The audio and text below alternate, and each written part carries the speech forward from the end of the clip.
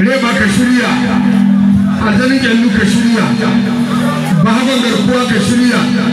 bahaban alikan suna karami ka shirya, wani kaina na hannu bisa kin lahi,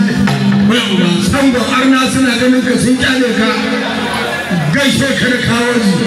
ƙarfi maganin iyawar yaro, na shaidu maganin yan hannu,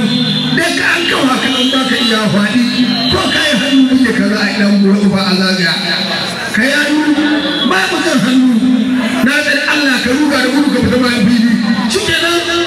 da ka gudu ka fita bayan fili hana ta kare amma idan kana cikin naman kai halitta kai da yalla kai matan na